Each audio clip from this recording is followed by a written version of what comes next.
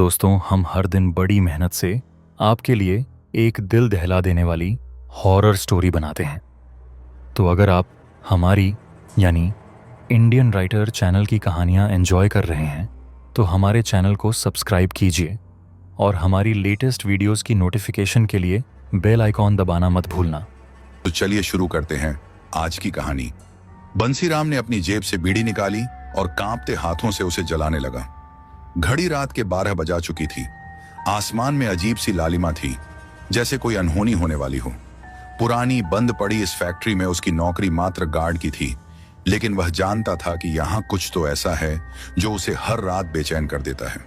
Factory में घुसते ही उसे वो जंग लगे मशीनें दिखती, जिन पर अब सिर्फ धूल जमी थी।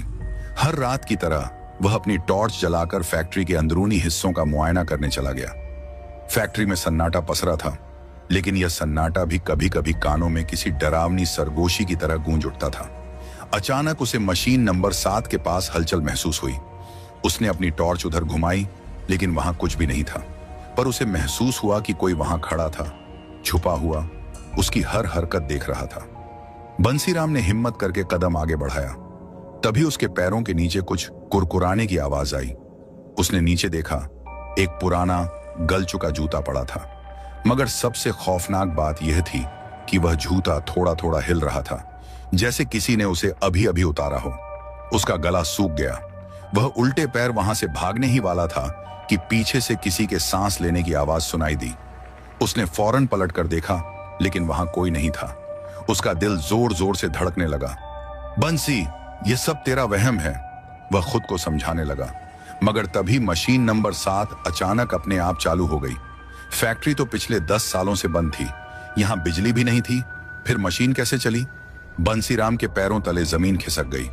उसकी टॉर्च के उजाले में मशीन की धारियां तेजी से घूमने लगीं और एक अजीब सा परछाई मशीन से निकलती दिखाई दी। वह परछाई धीरे धीरे आकार लेने लगी, किसी इंसान जैसी। बंसीराम कांप उठा। उसने कई बार यहां अजीब चीजें महसूस की थी, लेकिन आज तो वह अपनी आंखों से देख रहा था। वह उल्टे पैर भागने ही वाला था कि मशीन की आवाज अचानक बंद हो गई। चारों तरफ फिर वही सन्नाटा, मगर एक चीज बदल गई थी। अब मशीन के पास जमीन पर किसी के गीले पैरों के निशान थे, जो धीरे धीरे फैक्ट्री के पिछले दरवाजे की ओर जा रहे थे। बंसीराम की हिम्मत जवाब देने लगी, लेकिन उसका दिमाग अब और ज्यादा जानने को उत्सुक हो गया। उसने अपनी टॉर्च उठाई और उन पैरों के निशानों का पीछा करने लगा। निशान फैक्ट्री के पिछले हिस्से की ओर ले जा रहे थे, जहां एक पुरानी टूटी हुई सीढ़ी थी जो बेसमेंट की ओर जाती थी। यह जगह हमेशा बंद रहती थी, लेकिन आज दरवाजा हल्का सा खुला हुआ था। बंसीराम को याद आया कि इस फैक्ट्री में 10 साल पहले एक बड़ा हादसा हुआ था। कई मजदूर मशीन में फंसकर मारे गए थे और तभी से यह फैक्ट्री बंद पड़ी थी। क्या यह उन्हीं में से किसी की आत्मा थी? उसकी रीढ़ में ठंडक दौड़ गई, लेकिन अब वह रुकने वाला नहीं था। वह धीरे धीरे दरवाजे की ओर बढ़ा और हल्के हाथों से उसे और खोला। अंदर घुप अंधेरा था। उसने टॉर्च की रोशनी अंदर डाली तो उसकी आंखें फटी की फटी रह गईं। बेसमेंट में पुरानी जंग लगी कुर्सियां रखी थी और उनके बीच में एक आदमी बैठा था। हाँ, वह एक आदमी ही था, मगर उसका शरीर इतना सूखा हुआ था कि वह किसी मम्मी जैसा लग रहा था। उसकी आंखें बंद थीं, लेकिन उसके होठों पर हल्की सी मुस्कान थी। बंसीराम का गला सूख गया। यह कोई इंसान कैसे हो सकता था? यहां तो कोई आता जाता भी नहीं था। लेकिन तभी उस आदमी की उंगलियां हिलने लगीं। बंसीराम के पैरों तले जमीन खिसक गई। वह आदमी धीरे धीरे अपनी गर्दन घुमाने लगा और फिर उसकी आंखें खुल गईं, सफेद, बिना पुतलियों की आंखें। बंसीराम की चीख निकलने ही वाली थी कि वह आदमी एक झटके से उठ खड़ा हुआ। उसकी हड्डियों के चरमराने की आवाज फैक्ट्री के सन्नाटे में गूंज उठी। बंसीराम ने तुरंत भागने की कोशिश की, लेकिन उसके पैरों में जैसे कोई ताकत ही नहीं बची थी। वह बस खड़ा रह गया, अपने सामने उस डरावने आदमी को देखता हुआ जो अब उसकी ओर बढ़ रहा था। और फिर बंसीराम का शरीर जैसे सुन्न हो गया था। सामने खड़ा वह आदमी हड्डियों के ढांचे जैसा लग रहा था। उसकी सफेद, बिना पुतलियों वाली आंखें सीधे बंसीराम की आंखों में देख रही थीं, जैसे उसकी आत्मा तक झांक रही हूं। उसके कदमों से अजीब सी खटखट की आवाज आ रही थी, जैसे किसी सूखे पत्ते को मसल दिया गया हो। बंसीराम ने खुद को किसी तरह हिलाने की कोशिश की, लेकिन उसके पैर जमीन से चिपक गए थे। उसका दिमाग भागने के लिए चिल्ला रहा था, मगर शरीर उसका साथ नहीं दे रहा था। तभी वह आदमी कुछ बुदबुदाने लगा। शब्द अस्पष्ट थे, मगर उसकी आवाज जैसे फैक्ट्री की पुरानी दीवारों से टकराकर गूंज रही थी। बंसीराम को लगा कि वह उसे कुछ कहना चाहता है, मगर क्या? अचानक फैक्ट्री में रखी दूसरी मशीनें भी बिना किसी बिजली के झटके से चालू हो गईं। लोहे के बड़े बड़े पहिए घूमने लगे, बेल्टें सरसराने लगीं और पूरी फैक्ट्री एक भुताहा शोर से भर गई। हवा में जले हुए लोहे और पुराने ग्रीस की गंध फैलने लगी। बंसीराम को लगा कि वह अब इस जगह से कभी जिंदा नहीं निकल पाएगा। उसका ध्यान फिर उस आदमी की ओर गया, जिसने अब अपना हाथ उठाया और धीरे धीरे उसकी ओर बढ़ाया। बंसीराम की धड़कन तेज हो गई, लेकिन तभी कुछ अजीब हुआ। उस आदमी की आंखों से आंसू बहने लगे। हाँ, उसकी डरावनी सफेद आंखों में से पानी की धार बंसीराम के पैरों के पास गिर रही थी। वह दर्द से कराहते हुए कुछ और स्पष्ट बोलने लगा, मुझे मुक्त करो। बंसीराम को समझ नहीं आया कि यह क्या कह रहा है, पर उसकी आवाज में कोई खौफ नहीं था, बल्कि उसमें एक दर्द था, एक ऐसा दर्द जो मरने के बाद भी खत्म नहीं हुआ था। कौन हो तुम? बंसीराम ने किसी तरह हिम्मत जुटाकर पूछा। उस आदमी ने कांपते होठों से कहा, मैं गोविंद, इसी फैक्ट्री में मरा था, मुझे बंधन से मुक्त करो। बंसीराम का दिमाग तेजी से घूमने लगा। उसे याद आया कि फैक्ट्री में हादसे के वक्त कई मजदूर मरे थे, मगर किसी की भी लाश नहीं मिली थी। क्या यह उन्हीं में से एक था? कैसे मुक्त करूं? बंसीराम ने डरते हुए पूछा। गोविंद की उंगलियां कांपीं और उसने मशीन नंबर 7 की ओर इशारा किया। वहां नीचे मेरी हड्डियां। बंसीराम को काटो तो खून नहीं। क्या यह सच था? मशीन के नीचे उसकी हड्डियां थीं। तभी मशीन के शोर के बीच कुछ और आवाजें आने लगीं, जैसे कई लोग एक साथ फुसफुसा रहे हों। फैक्ट्री की छत से परछाइयां लटकने लगीं, जैसे कोई अदृश्य शक्ति वहां मंडरा रही हो। बंसीराम के पास अब दो ही रास्ते थे, या तो वह भाग जाए और इस राज को वहीं छोड़ दे, या फिर गोविंद की आत्मा को मुक्ति देने की कोशिश करे। उसने हिम्मत जुटाई और मशीन नंबर 7 के पास गया। उसके नीचे लोहे की प्लेटें जमी थीं, जिनके नीचे शायद कुछ दफन था। उसने धीरे धीरे प्लेट हटाने की कोशिश की, मगर जंग लगे लोहे ने उसे मुश्किल बना दिया। तभी एक भयानक आवाज आई, जल्दी कर, वो आ रहे हैं। बंसीराम का दिल जोर से धड़क उठा। कौन आ रहे हैं? गोविंद कांपते हुए बोला। वो जिन्होंने हमें मारा था, वो अब भी यहां हैं। बंसीराम ने पूरा जोर लगाकर प्लेट को खींचा। जैसे ही वह हटी, नीचे मिट्टी में दबी कुछ सूखी हड्डियां दिखीं, मानो किसी ने इन्हें छुपाकर यहां दफना दिया था। हड्डियों को देखते ही फैक्ट्री की दीवारें थरथराने लगीं। हवा की गति तेज हो गई और गोविंद का शरीर धीरे धीरे हवा में उठने लगा। जल्दी आग में डालो इन्हें, गोविंद की आत्मा चीख पड़ी। बंसीराम के दिमाग ने तेजी से काम किया। उसने अपनी जेब से बीड़ी निकाली, उसे जलाया और हड्डियों पर फेंक दिया। आग की छोटी सी लपट अचानक विशाल रूप लेने लगी। फैक्ट्री के कोने कोने से चीखें गूंज उठीं, जैसे कई आत्माएं एक साथ रो रही हों। गोविंद ने एक आखिरी बार बंसीराम की ओर देखा। उसकी आंखों में अब सफेदी की जगह हल्की रोशनी थी। एक शांत मुस्कान उसके चेहरे पर आई और फिर वह हवा में घुलकर गायब हो गया। फैक्ट्री की सारी मशीनें अचानक बंद हो गईं। सन्नाटा फिर से छा गया। बंसीराम लड़खड़ाते हुए बाहर आया।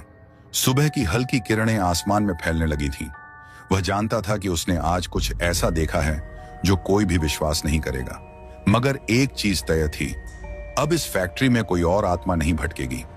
बंसीराम का शरीर अभी भी थरथरा रहा था, लेकिन उसने राहत की सांस ली। गोविंद की आत्मा मुक्त हो चुकी थी और फैक्ट्री की भयावहता भी शायद अब खत्म हो जाएगी, मगर उसके दिमाग में एक सवाल लगातार घूम रहा था। गोविंद ने कहा था, वो आ रहे हैं, कौन आ रहे हैं? उसका दिल फिर से धड़कने लगा। क्या वह सिर्फ गोविंद की आत्मा थी जो यहां अटकी हुई थी, या कुछ और भी था जो इस फैक्ट्री में छुपा हुआ था? सूरज धीरे धीरे निकलने लगा था। बंसीराम ने सोचा कि अब उसे यहां से निकल जाना चाहिए। उसने अपनी टॉर्च बंद की और फैक्ट्री के गेट की ओर बढ़ने लगा, लेकिन जैसे ही उसने गेट खोला, उसकी रीढ़ में ठंडक दौड़ गई। गेट के ठीक बाहर धूल भरी जमीन पर कई जोड़ी पैरों के ताजा निशान बने हुए थे। वहां कोई खड़ा नहीं था, लेकिन ये निशान किसी की मौजूदगी का सबूत थे। वह धीरे धीरे नीचे झुका और उन निशानों को ध्यान से देखने लगा।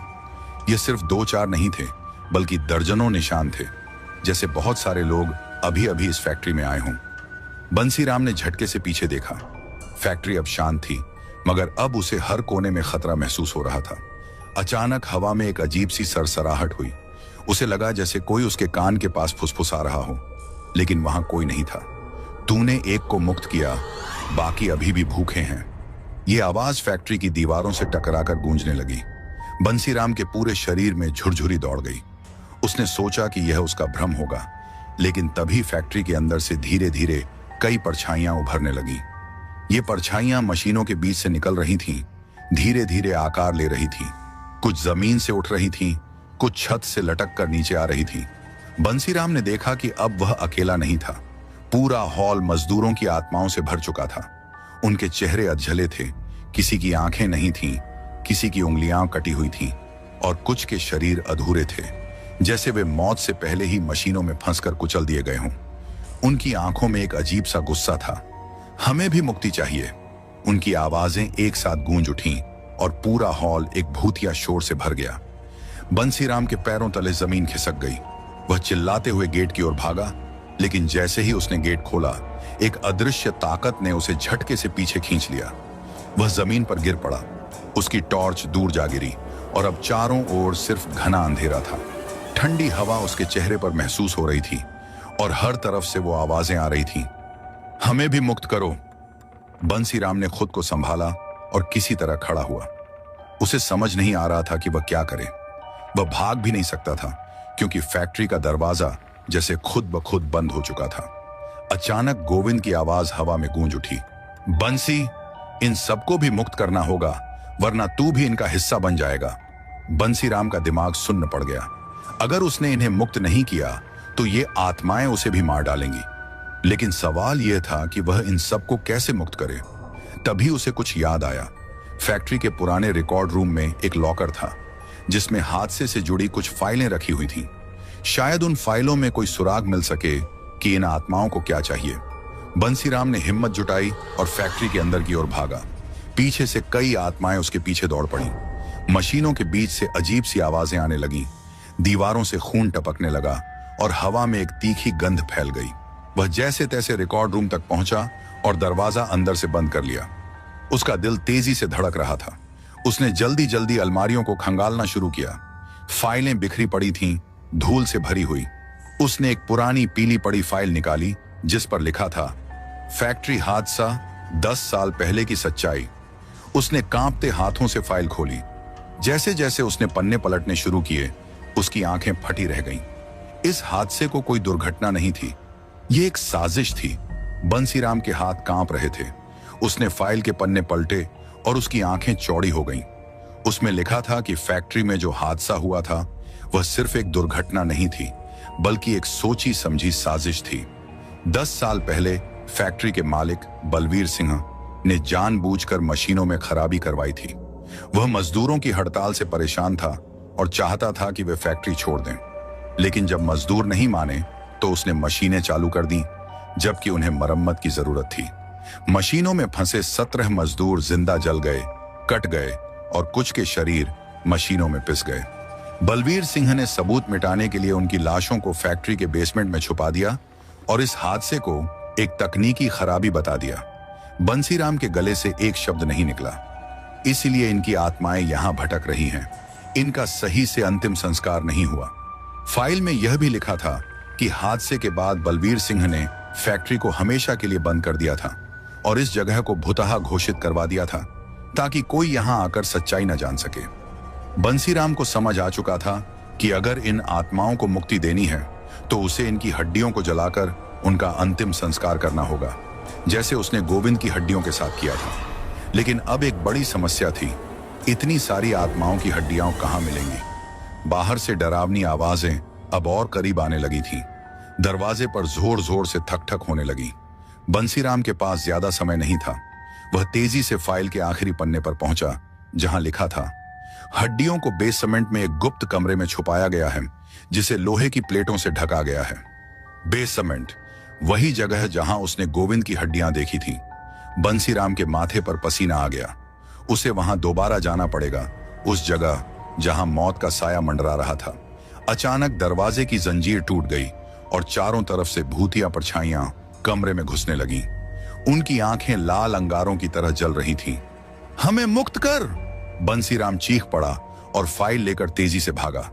आत्माएं उसके पीछे पीछे दौड़ने लगीं। उसने जैसे तैसे बेसमेंट का दरवाजा खोला और सीढ़ियां उतरने लगा। नीचे अंधेरा और भी घना हो गया था। हर कदम पर उसे ऐसा लग रहा था कि कोई उसकी गर्दन पकड़ने वाला है।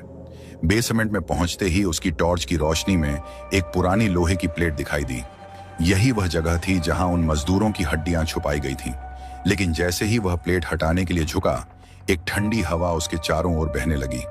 अचानक एक छाया उसके सामने प्रकट हुई। बलवीर सिंह। हाँ, वह फैक्ट्री का मालिक बलवीर सिंह ही था। लेकिन वह जिंदा कैसे हो सकता था? तूने बहुत कुछ जान लिया बंसीराम। बलवीर सिंह की आवाज फैक्ट्री की दीवारों से टकराकर गूंज उठी। इन आत्माओं को मुक्त करके तू मेरी सबसे बड़ी गलती को उजागर कर देगा। मैं ऐसा नहीं होने दूंगा। बंसीराम का दिमाग सन्न रह गया। क्या बलवीर सिंह जिंदा था या वह भी इन भटकती आत्माओं का एक हिस्सा बन चुका था? लेकिन बंसीराम के पास सोचने का समय नहीं था। उसने पूरी ताकत से प्लेट हटाई और जैसे ही वह हटी, वहां कई कंकाल पड़े दिखाई दिए। मजदूरों की अधजली हड्डियां अब भी वहीं दबी थीं और हवा में एक अजीब सी गंध थी, मौत की गंध। आत्माएं अब बेसमेंट में मंडराने लगीं और बलवीर सिंह चीख पड़ा, नहीं, ये मत कर! बंसीराम ने अपनी जेब में हाथ डाला और वह चीज निकाली जिसने पहले भी एक आत्मा को मुक्त किया था, उसकी बीड़ी। उसने कांपते हाथों से बीड़ी जलाई और उन हड्डियों पर फेंक दी। जैसे ही आग की लपटें उठीं, फैक्ट्री में जोरदार चीखें गूंजने लगीं। मजदूरों की आत्माएं अब तेजी से आसमान की ओर उठ रही थीं, जैसे वे किसी अदृश्य शक्ति द्वारा मुक्त की जा रही हों। बलवीर सिंह तड़पने लगा। उसकी आत्मा भी जलने लगी। नहीं! उसने एक आखिरी चीख मारी और अचानक गायब हो गया। आग की रोशनी में बंसीराम ने देखा कि अब चारों ओर शांति थी। मजदूरों की आत्माएं अब मुक्त हो चुकी थीं। फैक्ट्री का अंधेरा छोंट चुका था। बंसीराम ने ऊपर देखा। सूरज की पहली किरण फैक्ट्री की टूटी छत से अंदर आ रही थी। वह धीरे धीरे बेसमेंट से बाहर निकला। फैक्ट्री अब शांत थी। मशीनें हमेशा के लिए बंद हो चुकी थीं। लेकिन एक बात साफ थी, अब इस फैक्ट्री में कोई आत्मा नहीं थी। बंसीराम ने एक गहरी सांस ली और बाहर निकला। उसने एक चमत्कार कर दिखाया था। मृत आत्माओं को मुक्ति दिलाकर इस श्रापित जगह को हमेशा के लिए शांत कर दिया था। बंसीराम धीरे धीरे फैक्ट्री से बाहर निकला। सुबह की हल्की रोशनी अब पूरी तरह फैल चुकी थी, लेकिन उसके मन के अंदर अंधेरा अभी भी बाकी था। उसने अपनी बीड़ी की डिब्बी निकाली, लेकिन उसके हाथ इतने कांप रहे थे कि वह उसे जला भी नहीं पाया। सड़क पर कदम रखते ही उसे महसूस हुआ कि सब कुछ शांत हो चुका है। फैक्ट्री पीछे छूट चुकी थी और अब वहां किसी आत्मा की मौजूदगी नहीं थी, मगर उसके कानों में अब भी उन मजदूरों की चीखें गूंज रही थीं। वह सोचने लगा, अब आगे क्या? क्या वह इस रहस्य को किसी को बताएगा या फिर यह राज हमेशा के लिए वहीं दफन रहेगा? तभी उसके पीछे से एक आवाज आई, बंसीराम! उसका दिल एक पल के लिए रुक सा गया। उसने धीरे धीरे मुड़कर देखा। सामने एक पुलिस इंस्पेक्टर खड़ा था। इंस्पेक्टर राजवीर! राजवीर गांव का थानेदार था और उसकी नजरें बंसीराम पर टिकी हुई थीं। रात भर तू फैक्ट्री में क्या कर रहा था? उसने सख्त लहजे में पूछा। बंसीराम को समझ नहीं आया कि वह क्या जवाब दे। क्या वह सच बताए कि उसने 10 साल पुराना रहस्य सुलझा दिया है? क्या कोई इस पर विश्वास करेगा? मैं बस गार्ड की ड्यूटी पर था साहब। उसने झूठ बोलने की कोशिश की, लेकिन इंस्पेक्टर राजवीर ने उसकी आंखों में देखा और संदेह से भरी मुस्कान दी। मुझे सब पता है बंसीराम, तूने जो किया है वह कोई नहीं कर सकता था। बंसीराम चौंक गया। आपको कैसे पता? राजवीर ने लंबी सांस ली और पास आकर कहा, क्योंकि यह केस मैं 10 साल से सुलझाने की कोशिश कर रहा था। यह हादसा नहीं था, यह एक कत्ल था। बलवीर सिंह ने उन मजदूरों को मरवाया था। मैं इसे साबित नहीं कर पाया, लेकिन अब तूने वह कर दिखाया जो मैं नहीं कर सका। बंसीराम की आंखें फटी रह गईं। लेकिन साहब, बलवीर सिंह तो... राजवीर ने बीच में ही बात काट दी। मरा नहीं था। बलवीर सिंह ने हादसे के बाद अपने आप को मरा हुआ दिखाया, लेकिन असल में वह विदेश भाग गया था। मैंने उसके बैंक रिकॉर्ड्स ट्रेस किए थे, लेकिन कोई ठोस सबूत नहीं मिला। बंसीराम की रीढ़ में ठंडक दौड़ गई। तो फिर वह कल रात वहां कैसे था? इंस्पेक्टर राजवीर कुछ पल चुप रहा, फिर उसने धीरे से कहा, हो सकता है कि वह सच में मर चुका हो। लेकिन अगर वह वहां था तो इसका मतलब है कि वह भी किसी तरह से इस श्राप का हिस्सा बन चुका था। बंसीराम के होश उड़ गए। तो क्या मतलब बलवीर सिंह की आत्मा भी वहीं फंसी हुई थी? राजवीर ने सिर हिलाया। शायद। और अब जब तूने उन मजदूरों की आत्माओं को मुक्त कर दिया तो उसका भी अंत हो गया। बंसीराम ने लंबी सांस ली। उसने सोचा कि यह कहानी अब खत्म हो चुकी है, लेकिन राजवीर की आंखों में अब भी एक बेचैनी थी। साहब, अब तो सब ठीक हो गया ना? बंसीराम ने पूछा। राजवीर ने धीरे से सिर हिलाया। शायद हां या शायद नहीं। बंसीराम को यह सुनकर झटका लगा। क्या मतलब? इंस्पेक्टर ने उसकी ओर देखा और धीरे धीरे कहा, क्योंकि बलवीर सिंह अकेला नहीं था। बंसीराम के पैरों तले जमीन खिसक गई। उस हादसे में और भी लोग शामिल थे जो अब भी जिंदा हैं, और हो सकता है कि वे अब तेरे पीछे आए। बंसीराम के दिल की धड़कन तेज हो गई। उसने सोचा था कि यह डरावनी रात खत्म हो गई है, लेकिन शायद यह सिर्फ शुरुआत थी। बंसीराम का कलेजा धक से रह गया। और लोग? कौन लोग साहब? इंस्पेक्टर राजवीर ने इधर उधर देखा, फिर बंसीराम का हाथ पकड़कर उसे सड़क के किनारे लगे पीपल के पेड़ के पास ले गया। उसकी आंखों में एक अजीब सा डर था, जैसे वह कुछ ऐसा बताने वाला हो जो किसी को नहीं पता था। बंसी, हादसे के समय सिर्फ बलवीर सिंह ही नहीं, बल्कि उसके कुछ खास लोग भी वहां मौजूद थे। कौन? बंसीराम ने कांपती आवाज में पूछा। राजवीर ने धीरे धीरे जवाब दिया। फैक्ट्री का supervisor Ramakant, finance officer Dayanand और सिक्योरिटी हेड कैलाश। ये तीनों बलवीर के साथ उस रात मौजूद थे जब मजदूरों को जिंदा जलाया गया था। इन्होंने ही दरवाजे बाहर से बंद किए थे। बंसीराम का खून ठंडा पड़ गया। मतलब ये तीनों आज भी जिंदा हैं? राजवीर ने सिर हिलाया। हां, और तेरे लिए खतरा भी यही लोग हैं। तूने जो किया है, अगर ये लोग जान गए तो तुझे भी मिटा देंगे। बंसीराम की रूह कांप गई। तो अब मैं क्या करूं साहब? राजवीर ने जेब से एक कागज निकाला और उसे दिया। ये उन तीनों के पते हैं। अगर तू सच में इस गुनाह की जड़ तक जाना चाहता है तो इनसे मिलना होगा। बंसीराम के हाथ कांप रहे थे। उसे लगा था कि फैक्ट्री की भूतिया कहानी खत्म हो चुकी है, लेकिन यह तो सिर्फ एक परत थी। असली हैवान तो अब भी जिंदा थे। उसने धीरे धीरे कागज खोला। तीनों नाम और पते साफ साफ लिखे थे। 1, रमाकांत शर्मा, पुरानी कोयला गली, शहर का बाहरी इलाका 2। Dayanand Tripathi, railway quarter number 14, station road 3। Kailash Thakur, Shiv मंदिर के पीछे, नया बाजार। बंसीराम को समझ नहीं आया कि वह क्या करे। अगर वह इनसे मिलने गया तो शायद वह जिंदा वापस न लौटे, लेकिन अगर वह कुछ न करे तो इन मजदूरों की आत्माएं व्यर्थ में भटकती रहेंगी। क्या तू ये सब करना चाहता है? राजवीर ने गंभीरता से पूछा। बंसीराम ने अपनी मुट्ठियां भींच ली। हां साहब, अब यह लड़ाई मेरी भी है। राजवीर मुस्कुराया। ठीक है, तो पहला कदम रमाकांत से मिलने का होगा। रात का दूसरा खेल शुरू। शाम ढल चुकी थी। बंसीराम अब शहर के बाहरी इलाके में खड़ा था, जहां रमाकांत शर्मा का पुराना मकान था। यह जगह सुनसान थी। चारों ओर जंगली घास उगी हुई थी। मकान टूटा फूटा था, जैसे सालों से कोई यहां नहीं रहता। बंसीराम ने धीरे धीरे दरवाजा खटखटाया। कोई जवाब नहीं आया। उसने फिर खटखटाया। तभी दरवाजा धीरे धीरे खुद ब खुद खुल गया। चू एस एस। अंदर अंधेरा था। बंसीराम ने हिम्मत जुटाई और टॉर्च जलाकर अंदर कदम रखा। चारों ओर धूल थी। मकड़ियों के जाले लटक रहे थे। कोई है? उसने धीरे से पुकारा। कोई आवाज नहीं आई, लेकिन जैसे ही उसने टॉर्च आगे बढ़ाई, उसे सामने दीवार पर कुछ अजीब दिखा। खून से लिखे हुए कुछ शब्द। बच सका तो बच जा, वरना तेरी भी वही हालत होगी। बंसीराम की टॉर्च हाथ से गिर गई। उसकी सांसें तेज हो गईं। अचानक उसे पीछे से किसी के पैरों की आहट सुनाई दी।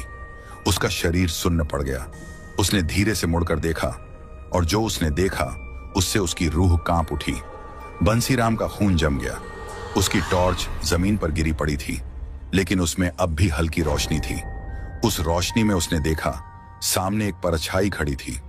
परछाई लंबी थी, पतली थी, और उसकी आंखें अंधेरे में भी चमक रही थीं। बंसीराम ने कांपते हुए पूछा, कौन है? कोई जवाब नहीं आया। परछाई धीरे धीरे उसकी ओर बढ़ने लगी। उसके हर कदम के साथ फर्श चरमराने लगा, जैसे कोई बेजान चीज हिल रही हो। बंसीराम ने झट से टॉर्च उठाई और सामने रोशनी डाली। रमाकांत शर्मा, लेकिन यह कोई आम इंसान नहीं था। रमाकांत की आंखें गड्ढों जैसी खाली थीं, उसके चेहरे की चमड़ी झुलसी हुई थी और उसके हाथों की उंगलियां टेढ़ी मेढ़ी हो चुकी थीं, जैसे किसी मशीन में दबकर टूट गई हों। बंसीराम, उसकी आवाज फटी हुई थी, जैसे कोई मरे हुए गले से बोल रहा हो। बंसीराम की रीढ़ में ठंडक दौड़ गई। रमाकांत, तब तू जिंदा है? रमाकांत के चेहरे पर एक अजीब सी हंसी आई। जिंदा? हाँ और नहीं भी। बंसीराम समझ नहीं पा रहा था कि यह सच में रमाकांत है या कोई भूत। मैंने कुछ नहीं किया बंसी। रमाकांत अब बुरी तरह कांप रहा था। मैंने बस बलवीर के कहने पर दरवाजे बंद किए थे। मुझे नहीं पता था कि वे सब मर जाएंगे। बंसीराम ने गुस्से से उसकी ओर कदम बढ़ाया। तू झूठ बोल रहा है, तू भी उस कत्ल में शामिल था। रमाकांत ने सिर झुका लिया। हाँ, मैं भी गुनहगार हूं, लेकिन मुझे भी इसकी सजा मिली है। बंसीराम रुक गया। मतलब? रमाकांत ने धीरे धीरे अपना दायां हाथ आगे बढ़ाया। बंसीराम ने देखा कि उसकी उंगलियां आधी कटी हुई थीं, जैसे किसी मशीन ने उन्हें चबा डाला हो। जब हादसे के बाद मैं यहां वापस आया तो मुझे इस फैक्ट्री की आत्माओं ने पकड़ लिया। उन्होंने मुझे उसी तरह दर्द दिया जैसे उन्होंने झेला था। मैं बच नहीं सका। बंसी, मैं इस भूतिया फैक्ट्री का ही एक हिस्सा बन गया। बंसीराम को अब एहसास हुआ कि रमाकांत आधा इंसान और आधा कुछ और ही बन चुका था। तुझे जो करना है कर ले, रमाकांत ने हाँफते हुए कहा। लेकिन इस खेल का असली खिलाड़ी कोई और है। कौन? बंसीराम ने घूरते हुए पूछा। रमाकांत ने अपनी कांपती उंगलियों से कागज का एक टुकड़ा निकाला और बंसीराम को दिया। इसे पढ़ और समझ जा कि असली मौत अभी बाकी है। बंसीराम ने कागज खोला। उसमें लिखा था, अगर तुझे सच जानना है तो उस जगह जा जहां इस खेल की शुरुआत हुई थी, पुरानी फैक्ट्री के अंदर, सबसे नीचे, जहां कोई कभी नहीं जाता। तहखाना? बंसीराम फुसफुसाया। रमाकांत का सिर धीरे धीरे नीचे झुक गया। उसकी सांसें भारी हो गईं। अब मेरा समय आ गया, वे मुझे लेने आ रहे हैं। कौन? बंसीराम चिल्लाया। तभी अचानक कमरे की सारी खिड़कियां जोर से झटके में खुल गईं। एक अंधेरी आंधी अंदर आई और रमाकांत ने एक भयंकर चीख मारी। बंसीराम बस देखता रह गया। रमाकांत की पूरी बॉडी हवा में उठ गई और किसी अदृश्य शक्ति ने उसे दीवार पर जोर से पटक दिया। धड़ाम! दीवार खून से लाल हो गई। रमाकांत अब नहीं था। बंसीराम का दिल जोर से धड़कने लगा।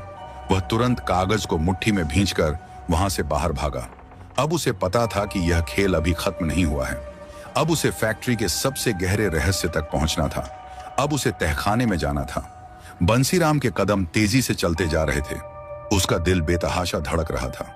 रमाकांत की चीख, उसका हवा में उठना और फिर दीवार से टकराकर मांस के लोथड़े में बदल जाना, यह सब उसकी आंखों के सामने बार बार घूम रहा था। लेकिन अब उसे रुकना नहीं था। वह कागज के उस नोट को देखता रहा जिस पर साफ लिखा था, अगर तुझे सच जानना है तो तहखाने में जा। वह सीधे फैक्ट्री की ओर बढ़ने लगा।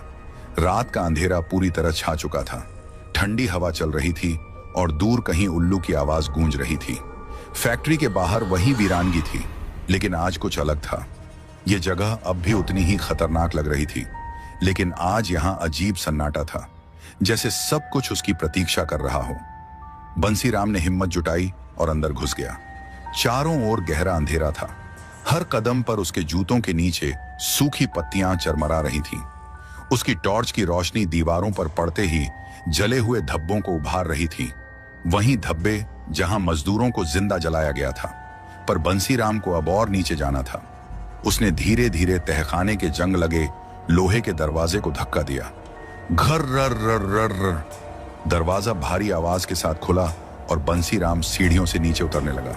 नीचे पूरी तरह घुप अंधेरा था।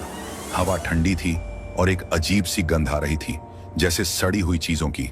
धक धक धक। बंसीराम के कानों में अपनी ही धड़कनों की आवाज गूंज रही थी। तभी उसकी टॉर्च झपकने लगी। नहीं, अभी नहीं। उसने घबराकर टॉर्च को झटके से हिलाया, लेकिन रोशनी बुझ गई। अब वह पूरी तरह अंधेरे में था। उसका शरीर ठंडा पड़ने लगा और तभी पीछे से किसी ने उसके कंधे पर हाथ रखा। बंसीराम की सांसें अटक गईं। उसकी रीढ़ में बिजली दौड़ गई। उसने धीरे धीरे अपना सिर घुमाया और जो उसने देखा उससे उसकी रूह कांप उठी। सामने एक कंकाल जैसा सूखा इंसान खड़ा था। उसकी आंखों में जलती हुई आग थी और उसका मुंह धीरे धीरे खुल रहा था। तू यहां क्यों आया है बंसीराम? उसकी आवाज गहरी थी, डरावनी थी, जैसे कई आवाजें एक साथ बोल रही हों। बंसीराम कुछ कह नहीं पाया।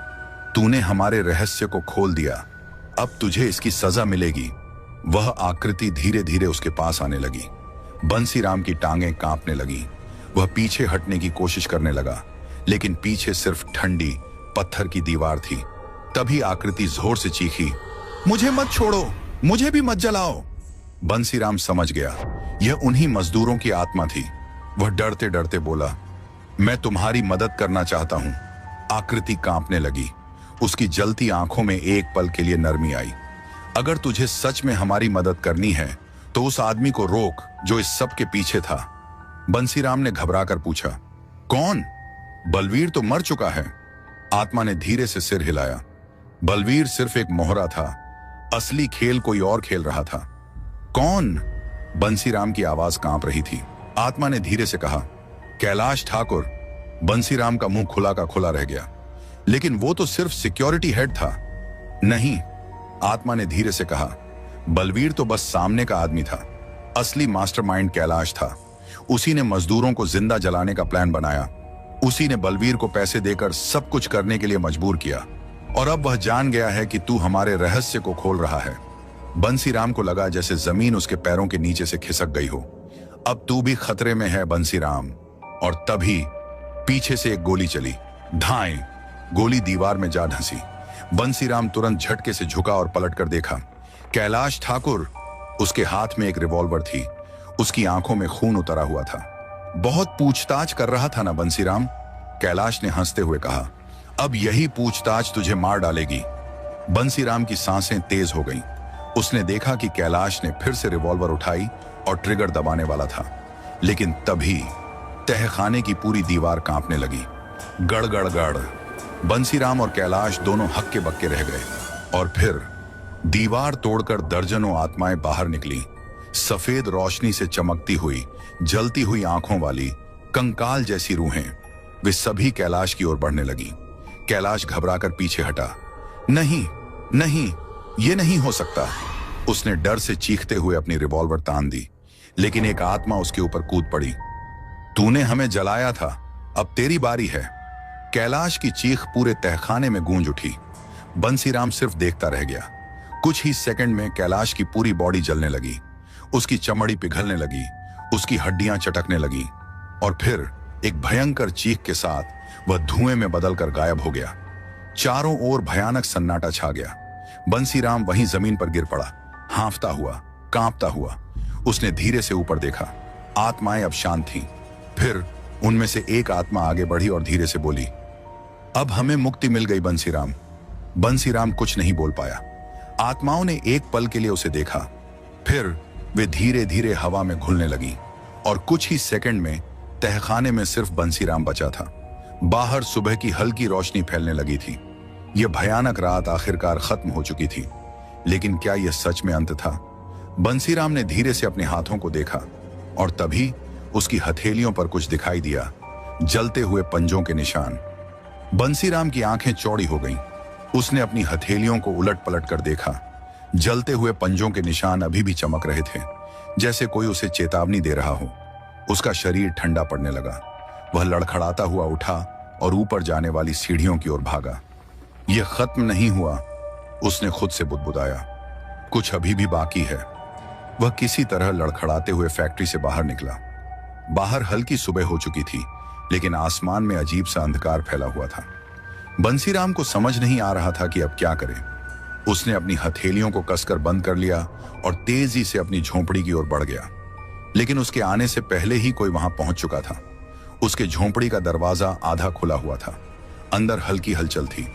बंसीराम की सांसें तेज हो गईं। उसने धीरे से कदम बढ़ाया और दरवाजे को हल्का धक्का दिया। घर रर रर। दरवाजा खुलते ही अंदर का दृश्य देखकर उसके पैरों तले जमीन खिसक गई। कमरे के बीचों बीच कैलाश ठाकुर की लाश पड़ी थी। यह कैसे हो सकता है? बंसीराम के मुंह से निकला। कल रात तो उसने देखा था कि आत्माओं ने कैलाश को जला दिया था। उसकी हड्डियां चटका दी थीं। फिर उसकी लाश यहां कैसे आई? उसके माथे से पसीना बहने लगा। उसने डरते हुए लाश की ओर कदम बढ़ाया। तभी कैलाश की लाश का हाथ अचानक उठ गया और बंसीराम का पैर पकड़ लिया। बंसीराम चीखते हुए पीछे हटा, लेकिन लाश की उंगलियां लोहे की तरह कस गई थीं। बंसीराम! लाश की आंखें अचानक खुल गईं। यह खत्म नहीं हुआ। बंसीराम का कलेजा मुंह को आ गया। उसने झटके से अपने पैर को छुड़ाया और धड़ाम से पीछे गिर पड़ा। लाश धीरे धीरे हिलने लगी। कैलाश मर चुका था। यह क्या है?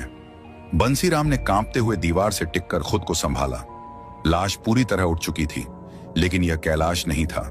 यह कुछ और ही बन चुका था। उसका चेहरा जल चुका था, उसकी आंखों से खून बह रहा था और उसकी हड्डियां चरमराकर अंदर बाहर हो रही थीं। अब तू भी हमारे साथ आएगा बंसीराम? नहीं बंसीराम। उसकी आवाज गहरी थी, इतनी गहरी कि बंसीराम की हड्डियां तक कांप गईं। बंसीराम का शरीर जैसे बेजान हो गया। वह आदमी या जो कुछ भी था उसके सामने खड़ा था, लंबा, काला, अंधेरे में समाया हुआ। अब खेल असली शुरू हुआ है। उसकी गहरी डरावनी आवाज बंसीराम के कानों में गूंज रही थी। तू कौन है? बंसीराम ने कांपते हुए पूछा। आदमी ने धीरे धीरे अपना सिर उठाया। उसकी आंखें अंगारों जैसी चमक रही थीं। मैं वह हूं जिसे तूने अब तक नहीं देखा। मैं वह हूं जो इस फैक्ट्री में हर चीख का गवाह रहा। मैं वह हूं जिसे जलाया नहीं जा सकता, मारा नहीं जा सकता, रोका नहीं जा सकता। बंसीराम की सांसें अटक गईं। क्या तू भी उन्हीं मजदूरों की आत्माओं में से एक है? आदमी ने एक पल के लिए कुछ नहीं कहा। फिर उसने हल्की हंसी हंसी, एक गूंजती हुई ठंडी हंसी।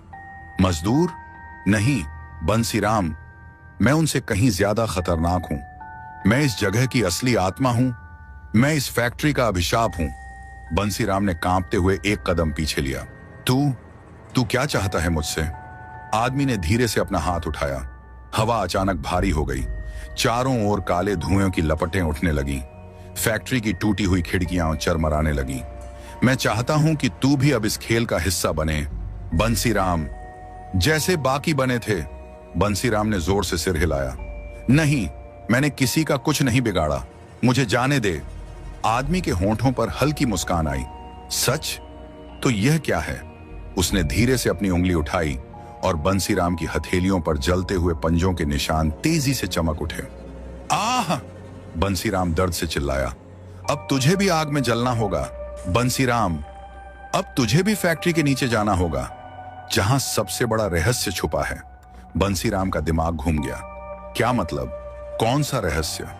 आदमी की आंखें और भी ज्यादा चमकने लगी। जहां यह सब शुरू हुआ था, जहां पहला कत्ल हुआ था, जहां पहली आत्मा जन्मी थी, फैक्ट्री के सबसे गहरे हिस्से में बंसीराम को लगा जैसे उसकी सांसें बंद हो जाएंगी। क्या वह फिर से नीचे जाएगा? क्या वह सच में इस सब का हिस्सा बन गया था? और सबसे बड़ा सवाल, नीचे आखिर छुपा क्या था? बंसीराम के पैरों में मानो जड़ें जम गईं। उसका दिमाग सुन्न हो गया था। फैक्ट्री के नीचे सबसे गहरे हिस्से में वहां क्या छिपा था? नहीं, मैं वहां नहीं जाऊंगा, बंसीराम ने घबराकर कहा। लेकिन वो आदमी मुस्कुराया। उसकी काली धुआंती आंखें और भी गहरी हो गईं। अब यह तेरी मर्जी नहीं है बंसीराम, अब यह तेरी नियति है। और इससे पहले कि बंसीराम कुछ समझ पाता, जमीन अचानक फटने लगी। गड़गड़ गड़गड़। फैक्ट्री के नीचे की मिट्टी कांपने लगी। बंसीराम ने खुद को संभालने की कोशिश की, लेकिन एक झटके में वह नीचे गिर पड़ा। अंधकार, पूरी तरह अंधकार। वह तेजी से नीचे गिरता चला गया और फिर धड़ाम, बंसीराम किसी ठोस जमीन पर आ गिरा। उसकी टॉर्च हाथ से छूट चुकी थी। पूरा माहौल धूल और बदबू से भरा था। उसने कराहते हुए अपने पैरों को टटोला। कहीं कोई हड्डी तो नहीं टूटी? नहीं, वह ठीक था। लेकिन अब वह था कहां? उसने धीरे से चारों ओर देखा। चारों तरफ प्राचीन दीवारें थीं, जिन पर अजीबोगरीब प्रतीक खुदे हुए थे। हवा में एक अजीब सी घुटन थी, जैसे यहां सदियों से कोई दबी हुई शक्ति सो रही थी। यह जगह, बंसीराम फुसफुसाया, यह फैक्ट्री के नीचे है, लेकिन यह कोई आम तहखाना नहीं था। यह कोई और ही दुनिया थी, पुरानी, रहस्यमयी और मौत से भरी। तभी आखिर आ ही गया तू। बंसीराम का खून जम गया। वही आदमी, लेकिन अब वह पहले से भी ज्यादा डरावना लग रहा था। उसकी काली परछाई दीवारों पर फैली हुई थी। उसकी आंखों में जलती हुई लपटें थीं। तूने सोचा कि यह सब यूं ही खत्म हो जाएगा? बंसीराम कांपते हुए पीछे हटा। तू कौन है? आदमी ने धीरे धीरे कदम बढ़ाया। मुझे बहुत नामों से जाना जाता है, लेकिन एक नाम जो सबसे सही बैठता है। उसने झुककर बंसीराम के कान में फुसफुसाया। काल पुरुष। बंसीराम की रूह कांप गई। काल पुरुष, यह नाम उसने कभी नहीं सुना था, लेकिन यह नाम अपने आप में ही भयावह था। तू चाहता क्या है? बंसीराम ने किसी तरह हिम्मत जुटाकर पूछा। मैं चाहता हूं कि तू सच देखे, बंसीराम। और कहते ही उसने अपनी लंबी काली उंगलियों से जमीन पर बने प्रतीकों को छुआ। अचानक पूरी जमीन हिलने लगी। बंसीराम लड़खड़ा गया। दीवारों पर जली हुई आकृतियां चमकने लगीं और फिर सामने की दीवार धीरे धीरे खुलने लगी। अंदर एक बड़ा, पुराना और भयावह कमरा था। कमरे के बीचों बीच एक विशाल पत्थर की वेदी थी और उस वेदी के चारों ओर जंजीरों से बंधे हुए कंकाल पड़े थे। उनकी आंखों के गड्ढों में अब भी अजीब सी लाल चमक थी। ये कौन थे? बंसीराम की आवाज कांप रही थी। वे पहले लोग थे जिन्होंने इस जगह की सच्चाई देखी और इसकी कीमत चुकाई। बंसीराम का दिल तेजी से धड़कने लगा। कौन सी सच्चाई? काल पुरुष की मुस्कान और चौड़ी हो गई। सच्चाई जिसके कारण यह फैक्ट्री बनाई गई थी। बंसीराम का दिमाग घूम गया। फैक्ट्री? यह फैक्ट्री सिर्फ मजदूरों को मारने के लिए नहीं बनी थी बंसीराम, यह एक प्राचीन श्राप को जगाने के लिए बनी थी। बंसीराम की आंखें फटी रह गईं। क्या मतलब? मतलब यह कि बलवीर, कैलाश ठाकुर और बाकी सब सिर्फ मोहरे थे। इस फैक्ट्री को बनाने का असली मकसद था एक पुराने दानव को फिर से जगाना। वह दानव जो सदियों से इस जमीन के नीचे सो रहा था। बंसीराम के हाथ पांव ठंडे पड़ने लगे। तू झूठ बोल रहा है? तो फिर देख ले। काल पुरुष ने जोर से अपना हाथ वेदी की ओर उठाया। गड़गड़ गड़गड़, पूरी जमीन कांपने लगी। बंसीराम के सामने वेदी में पड़ी हड्डियां हिलने लगी और फिर वेदी का पत्थर फट गया और उसके अंदर से एक भयानक विशाल कंकाल उठ खड़ा हुआ। उसकी आंखें धधक रही थीं, उसकी उंगलियां नुकीले खंजर जैसी थीं, उसके जबड़े से आग की लपटें निकल रही थीं और उसकी आवाज, मुझे आजाद करो। बंसीराम का दिल जैसे अब धड़कना ही भूल गया था। वेदी के अंदर से उठता वह भयानक कंकाल, उसकी आंखों से निकलती आग, उसकी खौफनाक गूंजती आवाज, मुझे आजाद करो। कमरे की दीवारें तेजी से हिलने लगीं। चारों ओर धुएं की लहरें उठ रही थीं। जमीन पर पड़े कंकालों की हड्डियां चरमरा रही थीं, जैसे वे भी जिंदा होने वाली थीं। बंसीराम का शरीर कांप रहा था। ये क्या है? उसने थरथराते हुए पूछा। काल पुरुष आगे बढ़ा। उसकी आंखों में एक अजीब चमक थी। यह वह है जिसे सदियों पहले यहां कैद किया गया था। यह वही है जिसने इस जमीन को श्रापित किया था। बंसीराम ने सहमे हुए कंकाल की ओर देखा। वह अब पूरी तरह जाग चुका था। उसकी खाल गल चुकी थी, लेकिन उसकी हड्डियां लोहे से बनी लग रही थीं। उसकी छाती के बीचों बीच एक काले पत्थर का टुकड़ा धधक रहा था, जैसे उसकी आत्मा उसमें कैद हो। मैं आजाद होना चाहता हूं। कंकाल की आवाज गहरी और डरावनी थी। बंसीराम लड़खड़ाया। नहीं, मैं यह नहीं होने दूंगा। अभी तो हुआ ही क्या है बंसीराम? काल पुरुष ने एक हल्की हंसी के साथ कहा और अपनी काली उंगलियां उठाईं। अचानक बंसीराम के हाथ फिर से जलने लगे। आह! वह दर्द से चीख उठा। उसकी हथेलियों पर जले हुए पंजों के निशान और ज्यादा गहरे हो गए। अब तुझे ही यह अनुष्ठान पूरा करना होगा बंसीराम। तू ही इसे आजाद करेगा। बंसीराम की सांसें तेज हो गईं। नहीं, मैं ऐसा कुछ नहीं करूंगा। लेकिन तभी वेदी के चारों ओर पड़े कंकालों की हड्डियां हिलने लगीं और फिर खड़ खड़ खड़ खड़ वे सारे कंकाल एक साथ उठ खड़े हुए। उनकी खोखली आंखों में लाल रोशनी चमक रही थी। उनके जबड़े चरमराने लगे और फिर वे बंसीराम की ओर बढ़ने लगे। नहीं, दूर रहो। बंसीराम ने घबराकर पीछे हटने की कोशिश की, लेकिन पीछे कुछ नहीं था, बस काली गहरी खाई थी। अब तेरे पास कोई चारा नहीं बंसीराम। काल पुरुष की आवाज गहरी थी। या तो तू इसे आजाद करेगा या फिर तू भी इन्हीं कंकालों में से एक बन जाएगा। बंसीराम की आंखों में अब भी डर था, लेकिन उसके अंदर कुछ बदल रहा था। अगर वह इस श्रापित शक्ति को आजाद कर देता तो न जाने कितनी और जिंदगियां तबाह हो जाती। लेकिन अगर उसने कुछ नहीं किया तो वह भी इन हड्डियों के ढेर में बदल जाएगा। नहीं, मुझे डर कर हार नहीं माननी। उसके मन में एक विचार कौंधा। अगर यह शक्ति बुराई के लिए इस्तेमाल की जा रही थी तो क्या इसे नष्ट किया जा सकता है? उसने चारों ओर देखा। दीवारों पर बने प्राचीन प्रतीक चमक रहे थे और तभी उसे एहसास हुआ ये प्रतीक बांधने के लिए थे, मुक्त करने के लिए नहीं। उसने जोर से सांस ली। अगर इस शक्ति को जगाया जा सकता है तो इसे खत्म भी किया जा सकता है। उसने अपनी जलती हुई हथेलियां वेदी पर रख दी। तू क्या कर रहा है? काल पुरुष गुर्राया। मैं इसे वहीं भेज रहा हूं जहां से यह आया था। बंसीराम ने जोर से कहा, नहीं, यह नामुमकिन है। अब यह मुमकिन होगा। बंसीराम ने अपनी पूरी ताकत लगा दी। उसकी हथेलियों से तेज रोशनी निकली। वेदी का काला पत्थर अचानक थरथराने लगा। गड़ गड़ गड़ गड़, पूरी जमीन हिलने लगी। कंकालों ने बंसीराम की ओर बढ़ने की कोशिश की, लेकिन जैसे ही वे रोशनी के संपर्क में आए, वे झलकर राख में बदलने लगे। काल पुरुष चीख उठा, नहीं, तू यह नहीं कर सकता। लेकिन बहुत देर हो चुकी थी। वेदी का काला पत्थर दरारों में बंटने लगा और फिर धड़ाम, एक जोरदार विस्फोट हुआ और पूरी फैक्ट्री की नींव हिल गई। रोशनी से भरा एक तेज झटका आया और फिर सब कुछ शांत हो गया। जब बंसीराम ने आंखें खोली तो वह फैक्ट्री के बाहर पड़ा था। चारों ओर सन्नाटा था। फैक्ट्री के दरवाजे अब पूरी तरह बंद हो चुके थे और अंदर से आने वाली भयानक आवाजें हमेशा के लिए खत्म हो चुकी थीं। बंसीराम के हाथ अब बिल्कुल ठीक थे। जले हुए निशान भी गायब हो चुके थे। वह बच गया था। उसने एक गहरी सांस ली और सिर उठाकर आसमान की ओर देखा। सूरज की पहली किरणें फैक्ट्री की टूटी हुई दीवारों पर पड़ रही थीं। अब यह श्राप हमेशा के लिए खत्म हो चुका है, उसने खुद से कहा। वह धीरे धीरे उठा और बिना पीछे देखे वहां से चला गया, हमेशा के लिए। तो दोस्तों, दिल थाम के बताओ, कैसी लगी आपको ये कहानी? अगर सच में मज़ा आया, डर लगा या दिमाग हिल गया हो तो इंडियन राइटर चैनल को सब्सक्राइब करना बिल्कुल मत भूलना। और हाँ, इसे अपने दोस्तों के साथ शेयर करो ताकि डर का मज़ा सबको मिले। मिलते हैं अगली कहानी में। तब तक के लिए सतर्क रहो और सुनते रहो इंडियन राइटर।